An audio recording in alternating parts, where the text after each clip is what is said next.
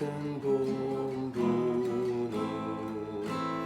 구주를 높이고 무여운 구원 얻도록 잘 인도함이라.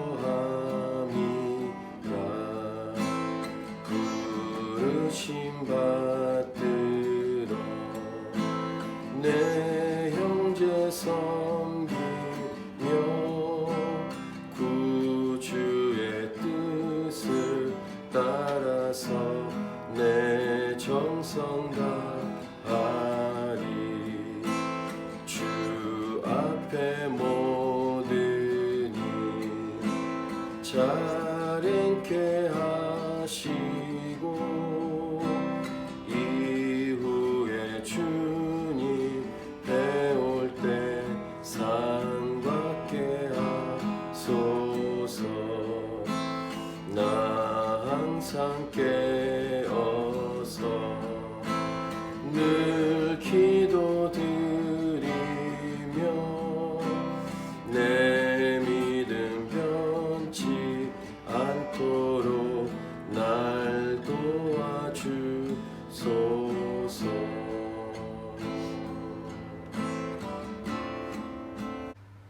코람데오라는 말을 여러분 아실 텐데, 하나님 앞에서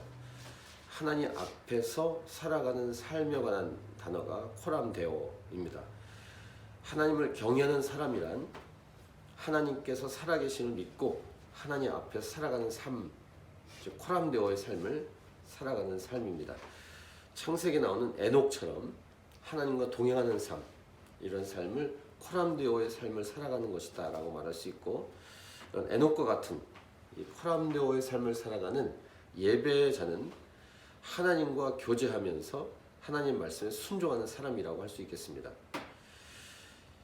죄를 짓는 이유가 실수로 죄를 짓기도 하지만, 이 죄를 짓는 이유가 대부분은 하나님을 무시하고 하나님이 살아계시지 않다고 여기고 하나님은 없다라고 착각하고 교만하기 때문에 죄를 짓게 된다는 사실입니다. 어제에 이어서 계속 우리는 거짓 선지자들에 관한 말씀을 우리가 이제 듣습니다. 거짓 선지자들은 오늘날로 적용하면 목사라는 타이틀은 가지고 있지만 실제로는 사기꾼들을 의미합니다. 목사라는 타이틀을 가지고 자기 이익을 챙기는 것, 부르심이나 헌신과는 상관이 없는 사람들이 그 당시에는 거짓 선지자들이었고, 오늘날은 그런 타이틀만 갖고 자기 이익을 챙기는, 하나님과 상관이 없는, 그리고 사람들의 귀에 달콤한 이야기를 해서 인기와 돈을 챙기는 사람들이라고 할 수 있겠습니다. 이러한 존재들을 향해서 하나님은 오늘도 이렇게 말씀하십니다. 23절 24절을 같이 읽겠습니다. 여호와의 말씀이니라. 나는 가까운 데에 있는 하나님이요 먼 데에 있는 하나님은 아니냐.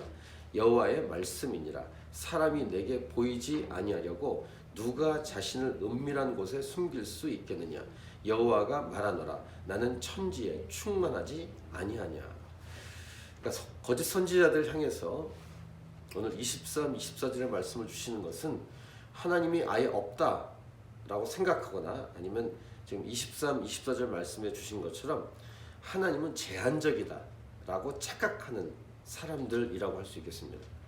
하나님이 가까운 것은 보시겠지만 먼 것을 보실 수 있는가라고 생각하거나, 어떤 영역에는 계시지만 또 다른 영역에는 계시지 않거나 영향을 미칠 수 없다라고 이들은 여기기 때문에 거짓 선지자 역할을 한다라는 것이죠.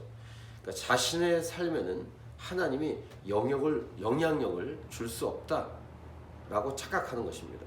이것은 분명한 착각이고 오해입니다. 어제 본문에서 하나님을 멸시하는 자들이라고 표현했죠. 하나님 멸시하기 때문에 하나님을 잘 알지 못하기 때문입니다.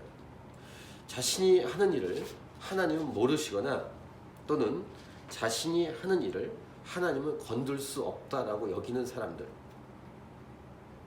그렇기 때문에 하나님께서 말씀하시지 않았음에도 불구하고 말씀하신 것처럼 자기들의 의견을 말하는 사람들입니다. 보통 이단들이나 사이비 종파가 이러한 존재들입니다.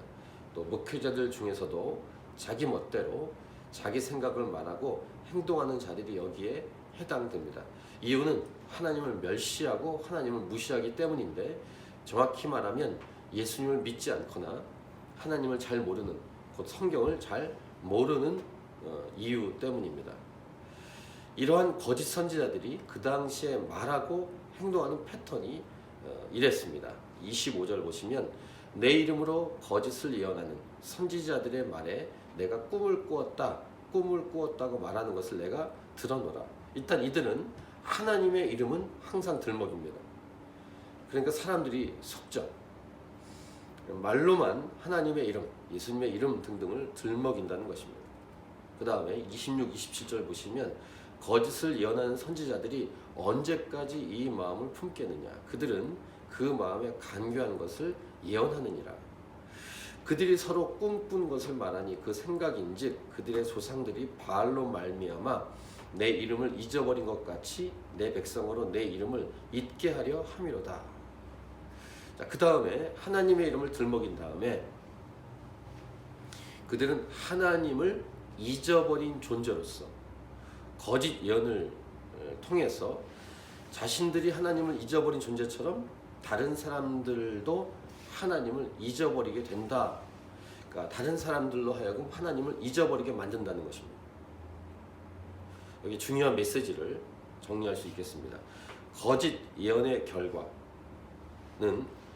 하나님을 멀리하게 되고 하나님을 잊어버리게 만든다는 것입니다.